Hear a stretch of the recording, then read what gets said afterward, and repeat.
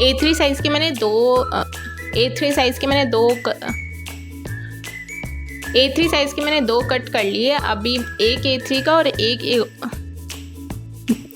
A3 size के दो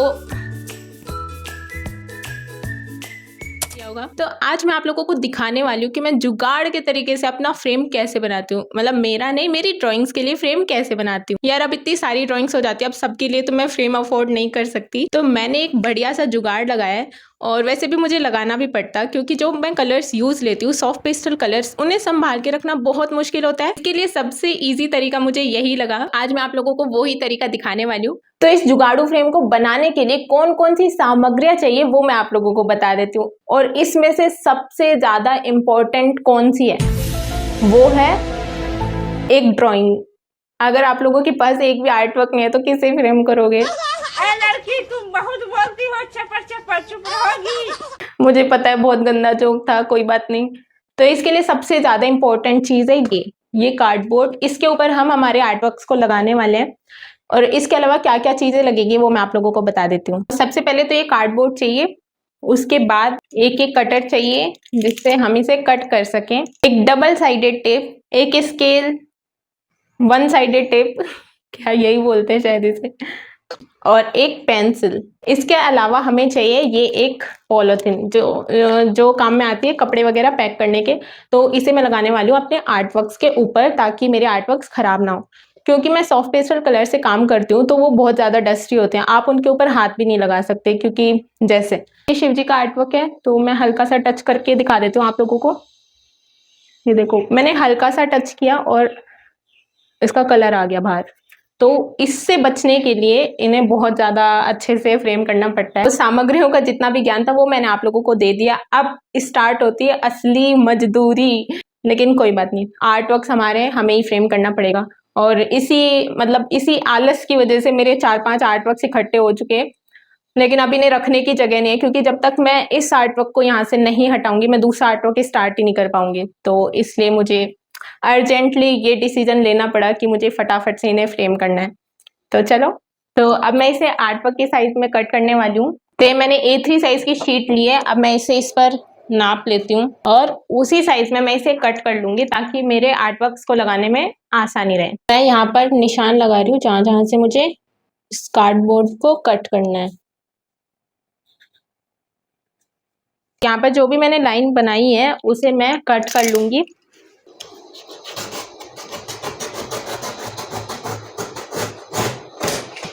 वैसे इन फ्रेम्स को बनाने में इतना टाइम लगता नहीं है, लेकिन बस इसे कट करने में थोड़ा सा टाइम जाता है।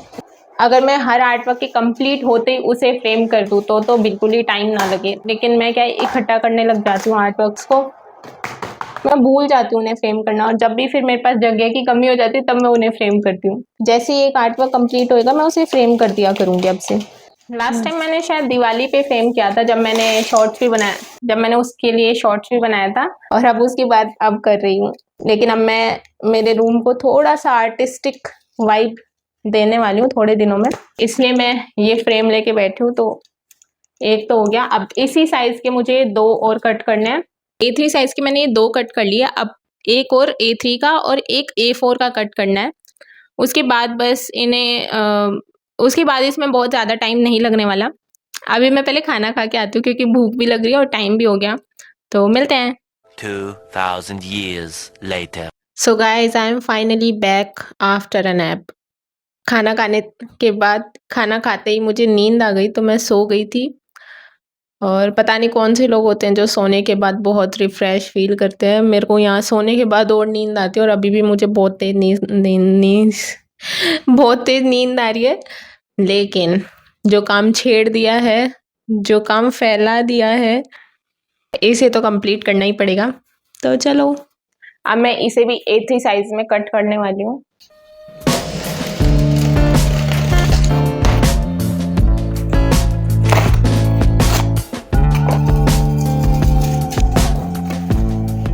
ठीक है, ये हो गए 3 A3 साइज के। A4 साइज की एक शीट लेती हूँ, उसका साइज नापती हूँ। ये एक आर्ट वर्क पता नहीं कब स्टार्ट किया था, बेचारी शीट की हालत देखो। फाइनली इन्हें तो मैंने कट कर लिया। ये रहा A4 साइज का और ये तीनों है A3 साइज की। तो अब मैं दिखाती हूँ मैं कौन से मेरे आर्टवर्क्स को फ्रेम करने वाली हूँ। उनमें से एक तो ये भगवान शिव का ये आर्टवर्क है। इन्हें क्या है ज्यादा दिन मतलब सॉफ्ट पेस्टल आर्टवर्क्स को बाहर रख ही नहीं सकते, मतलब अब भी मैंने इसको एक दिन के लिए ऐसे छोड़ा था। उसके अलावा A4 साइज में ये जिन वाली पेंटिंग ये सबको बहुत पसंद आई थी और इंस्टा पे तो खास करके बहुत ज्यादा पसंद आई थी। बाकी मेरे 2 आर्टवर्क्स और हैं, उन्हें मैंने मेरे संदूक में छुपा के रखा हुआ है क्योंकि इन्हें बाहर तो रख ही नहीं सकते, तो वो मैं दिखाती हूँ। बाकी के 2 आर्टवर्क्स इसके अंदर हैं। तो ये तो है जंगकुक वाला। इसे बनाए हुए मुझे काफी महीने हो गए, तो आज फाइनली इसे मैं फ्रेम करने वाली हूँ। और इसके अलावा है ये ट्री ऑफ ग्रोथ। अगर इसके पीछे की कहानी आप लोगों को पता है तो थैंक यू सो मच। इसका मतलब आप लोगों ने मुझे बहुत पहले से सब्सक्राइब किया हुआ है। अगर नहीं किया तो मैं आप लोगों को अभी बता दूंगी।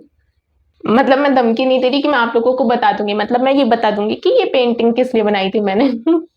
ये इतनी कुछ खास पसंद नहीं है और इसमें काफी सारे आर्टवर्क्स हैं जो मैंने फ्रेम करे हुए हैं।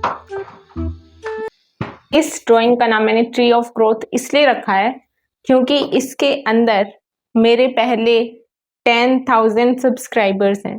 मतलब मैंने इस ट्री के अंदर 10,000 पत्तियां बनाई है मेरे 10,000 सब्सक्राइबर्स के लिए। और कितना सुंदर लग रहा है ना, कितना हरा भरा।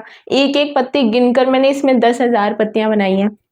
और ऐसे ही अच्छे अच्छे आर्टवर्क्स आप लोगों के लिए, स्पेशली आप लोगों के लिए ऐसे ही आर्टवर्क्स आते रहेंगे।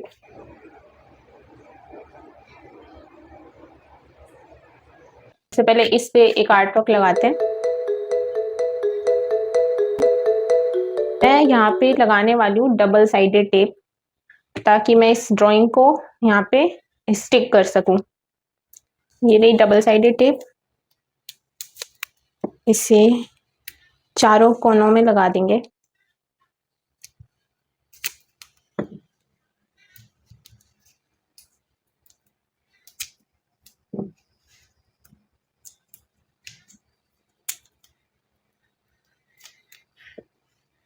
अब इस डबल साइडेड टेप के ये क्या ये हटा देंगे जो भी है। इसके ऊपर हम इस आर्टवर्क को लगा देंगे।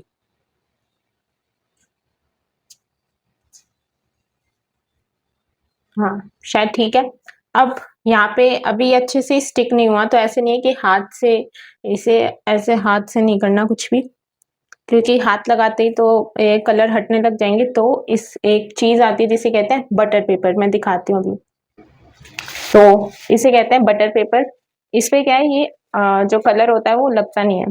तो इसमें से एक छोटा सा टुकड़ा ले लेंगे,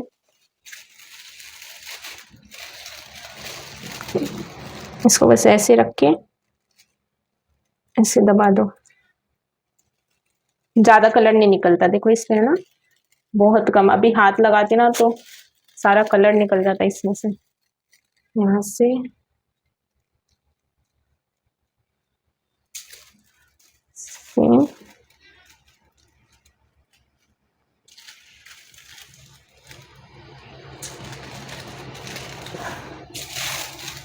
ठीक है।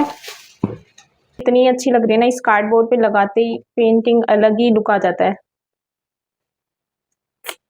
वैसे मैं सोच रही थी इस ट्री ऑफ ग्रोथ पे कुछ इधर कुछ तो लिखूं या कुछ तो करूं कि जिससे लगे कि ये हाँ फर्स्ट 10 के सब्सक्राइबर्स के लिए बनाया था, लेकिन मुझे कुछ भी आइडिया नहीं आ रहा। और अगर मैंने इधर ऐसे 10 के ऐसा कुछ लिखा तो बहुत अजीब सा हो जाएगा ये।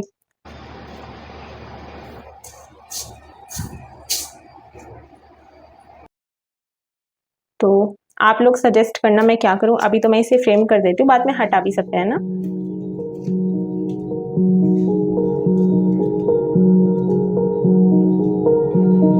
या क्या हमारा जिन।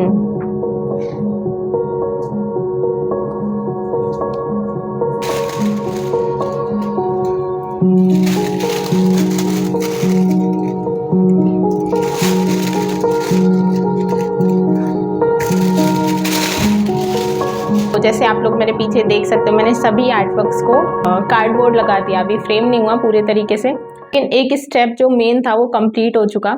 तो ये सभी आर्ट वर्क्स हैं, कितने सुंदर लग रहे हैं ना। काश मैं इन्हें रियल फ्रेम में भी फ्रेम कर पाऊँ, बाद में कभी करेंगे, अभी तो इतने सारे फ्रेम्स नहीं ला सकते। अब लगाना है मुझे ये इनके ऊपर, ताकि जो कलर्स गलती से हाथ लगे तो कलर्स वगैरह खराब ना हो। ये लगाने के बाद ड्राइंग्स का कलर थोड़ा सा फेड होता हुआ लगता है, बिना इसकी ऐसी लग रही है ना, तो नॉर्मली ऐसी लग रही है। अब मैं इसके ऊपर, अगर मैं इसके ऊपर सिंगल वाली लेती हूँ, 1 मिनट, सिंगल है, तो अब मैं इसके ऊपर ऐसे लगाऊंगी इसको, तो ये देखो फर्क तो पड़ता ही है ना, लेकिन कोई बात नहीं, ड्राइंग्स को जिस भी तरीके से सेफ रखा जा सकता है वैसे रखेंगे। बाद में तो इन सभी आर्ट वर्क्स को मैं इतना सुंदर फ्रेम करने वाली हूँ ना, मैं वेट नहीं कर पा रही हूँ उस दिन का कि कब मैं सभी मेरी ड्राइंग्स के लिए फ्रेम्स लेके आऊँ। और तो अब मैंने ये पॉलीथीन ले ली है, इससे मैं पहले एक साफ कपड़े से साफ करने वाली हूँ, ताकि इस पर किसी भी तरीके की डस्ट ना रहे, क्योंकि एक बार फ्रेम लगाने के बाद बार बार उसे निकालना नहीं पड़ेगा। यहाँ पर मैं ये टिश्यू यूज़ कर रही हूँ, ताकि किसी भी तरीके का कोई भी डस्ट इस पे ना रहे। अब इसके ऊपर हमें आर्ट वर्क को रखना है, ऐसे सीधा नहीं, उल्टा, क्योंकि हमें ये वाली साइड चाहिए जिसे हमें प्रोटेक्ट करना है, इस वाली साइड को ऐसे रख देती हूँ। और एक बार रखने के बाद ज़्यादा इसे हिलाना डुलाना नहीं है, वरना जो कलर्स है ना वो इधर उधर होने लग जाएंगे। तो इसे हमने रख दिया यहाँ पे, और इसके ऊपर कुछ भी एक भारी चीज़ रख दो, साइड में यही था तो मैंने ये रख दी। अब एक तरफ से तो इसमें ये है,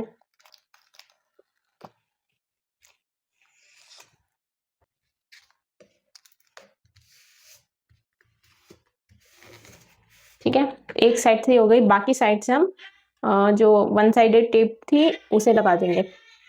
इसे मैं यहाँ से फोल्ड कर देती हूँ, ठीक है।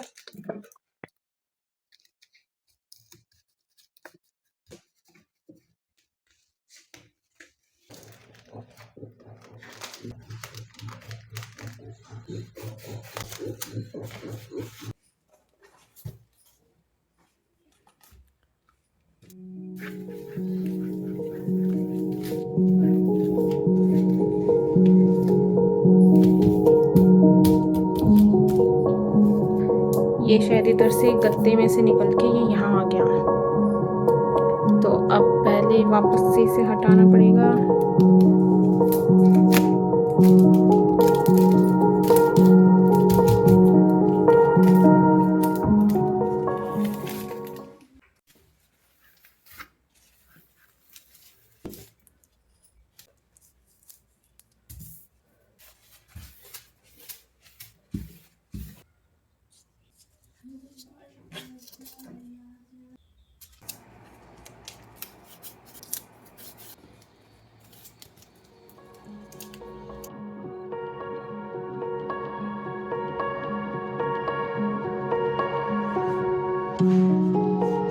तो फाइनली आफ्टर कुछ घंटों की मजदूरी मैंने इन फ्रेम्स को बना ही लिया, और आप लोग देख ही सकते हो कैसे लग रहे हैं। थोड़ा सा कलर फेड हुआ लगता है, लेकिन कोई बात नहीं, इससे आर्ट वर्क सेफ रहता है, और सबसे सस्ता जुगाड़ मुझे यही लगा था।